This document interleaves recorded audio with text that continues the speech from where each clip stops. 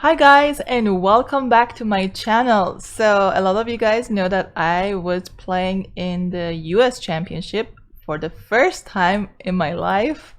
So after I switched my federation from Iran to the United States, this year I was qualified and I got invited to play in the US Championship, which is a closed tournament with 12 players, basically the top 11 players in the country, according to the rating list, and with one wild card. With one person who has the wild card to participate in this tournament. And it was a very tough tournament for me, and but at the same time, I was really excited to play in the US Championship because I played in Iranian Championship many times, and basically I have the record of winning the Iranian Championship for 7 times. So I wanted to see how I can do in the US Championship. So today I chose a game for you guys that I won in this tournament, and sadly this is my only game that I won in this tournament. So unfortunately I didn't win any other games. I drew some of my games, but anyway, the result is not what I expected. I hope that next year I will play better. Yeah, I just wanted to show you this game and see how it goes. So this game is against Jennifer Yu, who is a very strong chess player, and she is a, I believe, 2-time US champion. She won the US championship last year, so she came to this tournament to win the tournament again. But anyway, so I am playing as white and she is playing as black. I started with e4, my favorite move, and she played e5. I played knight f3, knight c6, bishop e5. Now we have Roy Lopez here, or Spanish game. And you know, Spanish is one of the oldest openings in chess, and it's really complicated. I really like to play Spanish as white or even as black, and it's a very, I would say, kind of tricky opening, because for example, when you learn the pawn structure in chess, sometimes you know, you should attack on the king side, sometimes you need to attack on the queen side or in the center, right? But in Spanish, you can play all over the place. So you can play in the king side, you can play in the queen side, or even in the center of the board. So in this game, I started with Spanish game, which is my favorite opening. She played a6, which is the main line here, bishop a4. So if you guys like complicated positions, I definitely suggest you to study Spanish opening. And black played knight f6 here. I castled. She played b5, bishop b3, and she played bishop b7. Okay, this position is not the main line, so basically the main line here is to play bishop c5, which called Arkhangelsk, and or Arkhangelsk, this is a kind of main theory here, but bishop b7 is also possible. Another main line here is to play bishop e7, and after, for example, rook e1, black can play b5, bishop b3, and then black can play d6. And here we have also a lot of moves. Black can play Breyer with knight b8. After castling short, black can play Chigorin with knight a5, and so many others. But we don't want to get into the opening that much, so I want to show you the middle game mostly, and also the end game that happened in this game. Okay, so she played b5, I played bishop b3, she played bishop b7, and I played d3. So you should know that after bishop b7, black is putting pressure on the pawn on e4. So white usually goes for d3 and not d4. Because, okay, in Spanish or in Italian game, Mostly white wants to attack the center with d4 and to go for this pawn break, so white can get more space. But here if we play d4, then the pawn on e4 is a little bit vulnerable, so that's why it's not a good idea. Anyway, I played d3, she played bishop e7, and then I played c4. And I think this was a surprising move for her, because as you can see, both of us, you can see the time, right? So I have 1 hour and 32 minutes here. She had 1 hour and 30 minutes here. And here she started to think. She castled, so she spent about 6 minutes here. I played knight c3, and then she spent another kind of 10 minutes, 8 minutes for this move. So she took the pawn, I took with the bishop, and then she played d6 in this position. So here I played a3, and the idea behind this move is that your light square bishop is an important bishop. Black usually prefers to exchange the knight on c6 with the bishop, and if I, for example, move my rook here, black can simply move the knight to a5, and the bishop on c4 cannot escape, so black can exchange the bishop for the knight, and this is a good exchange for black. So we don't want to lose our light square bishop, especially in Italian or in Spanish. So here we play a3 to clear this square for our bishop. And here, after a3, she played a5. She played knight d4 actually first. So knight d4, knight takes d4, e takes d4, attacking the knight. I played knight d5, logical move, because you usually want to move your pieces towards the center. You don't want to go backwards most of the time, not all the time, but anyway. So I played knight d5. She took my knight. I took the knight with the pawn. Here I could also take with the bishop, but the problem with this capture is that black can play c6, and then this bishop doesn't have a great square. If I move the bishop back, for example, black can play d5 with tempo, and if I go all the way back, I mean, this pawn is not a weakness in black's position. So black can either play c5 followed by d5, or black can also play a5 in this position. So I thought that I need to take with the pawn, because even though I block my bishop, but also the black bishop is kind of bad here, and my bishop is protecting my pawn, and maybe later on I can put pressure on a6, because a6 is an isolated pawn. Okay, so here after e takes d5, she played a5.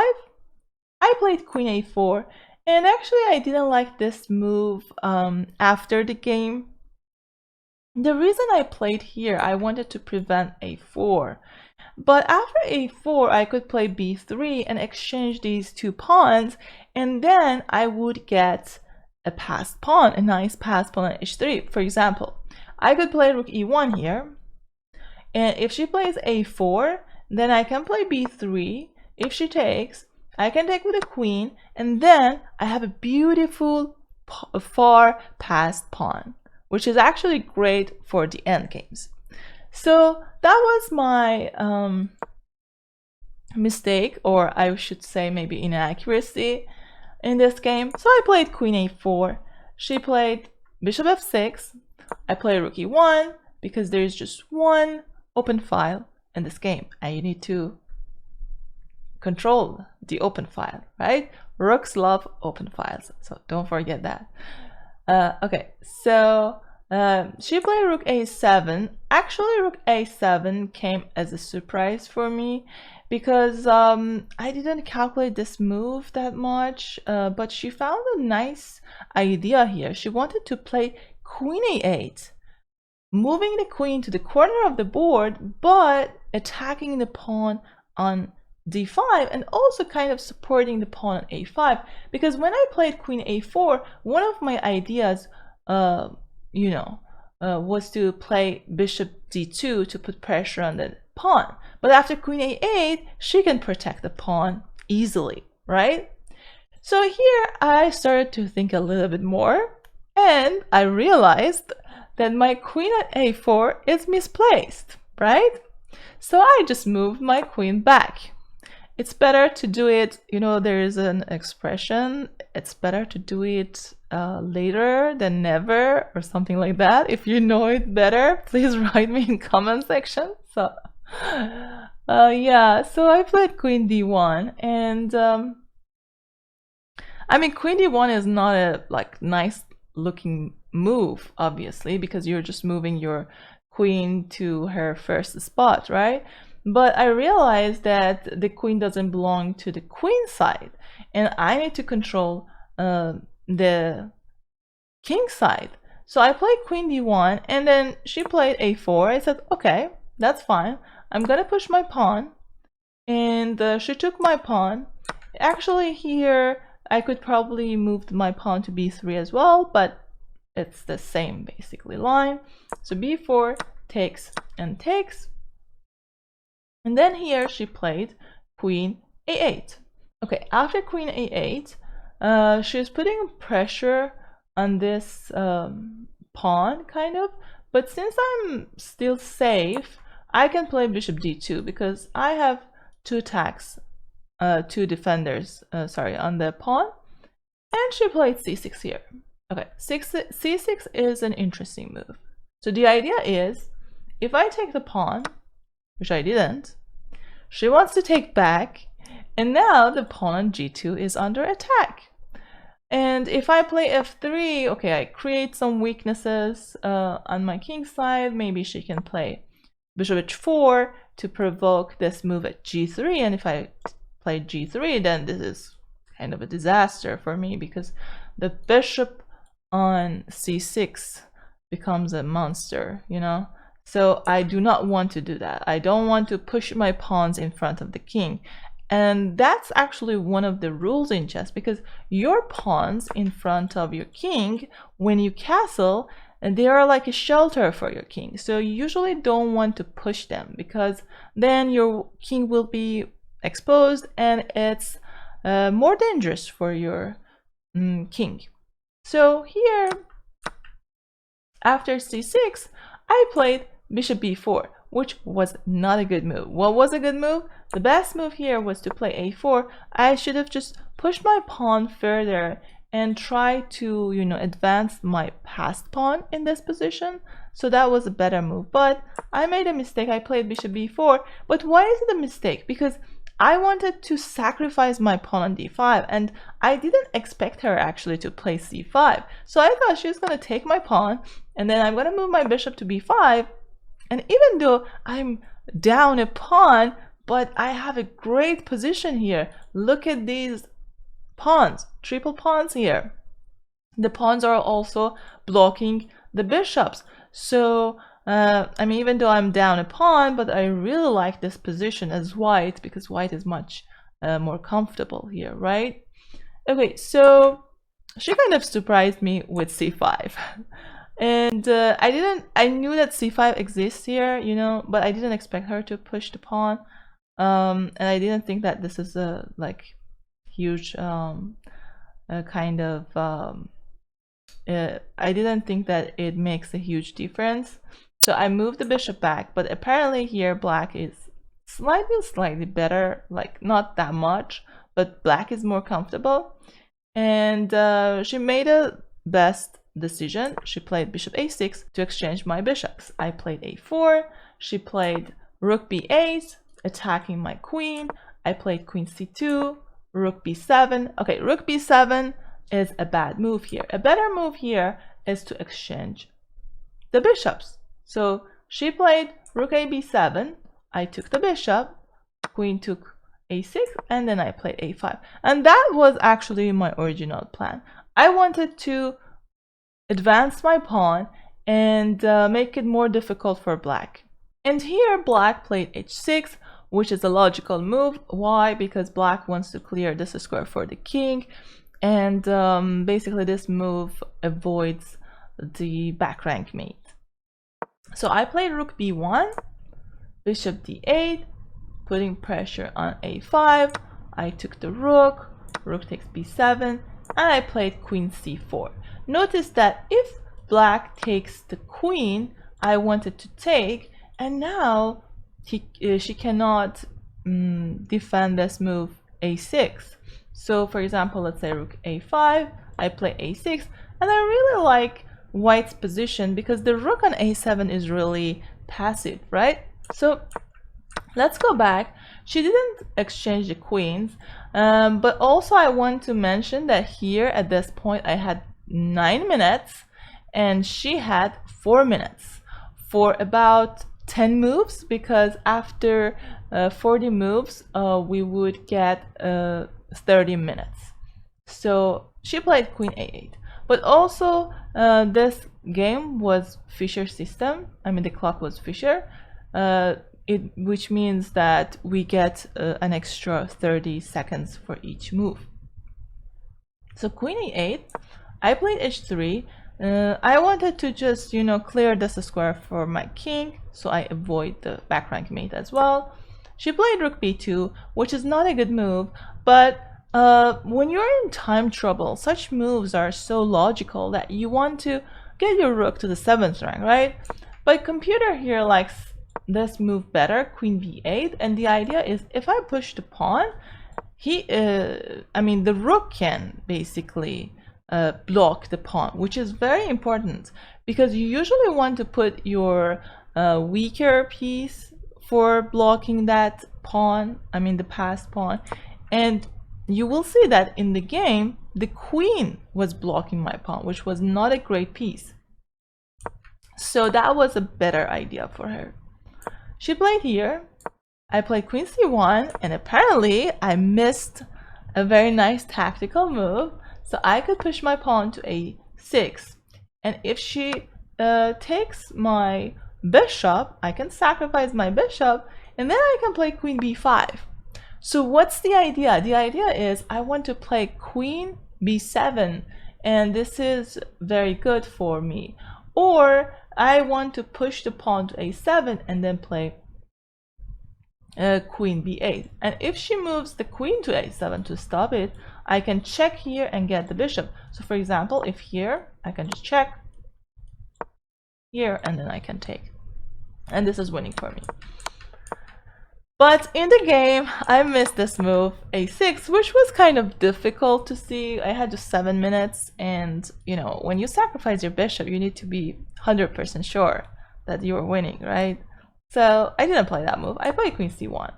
And here she played rook b3, which is not a great move. A better move is to go back to b7 and block my pawn with the rook. So she played here. She's attacking the pawn. I played a6 here. I realized that I can sacrifice my pawn. So I sacrificed this pawn. She took the pawn on d5. If she takes here, I had many moves here. One of the ideas is to play queen c2. And let's say if c4, I can just move my bishop to b4. And now I want to take here, I want to take here, I want to push the pawn. So I have a lot of ideas here. That's why it's not a good idea. And she played queen takes d5. She wanted to kind of open up the queen, and then I pushed the pawn. She went back and I played queen c4. And here I have a huge advantage, even though white is down a pawn, but the queen on a8 is really misplaced, and probably black would like to have the rook on a8 than the queen. Although, okay, this is a passive defense, but it's better than blocking with the queen. So here she played rook b2. She's attacking my bishop. I played here bishop c7 to protect the pawn. I played queen a4. She played king h7. As you can see, she has just 45 seconds. I have 1 minute and 36 seconds. So I played here queen d7, rook d7, and then I took the pawn.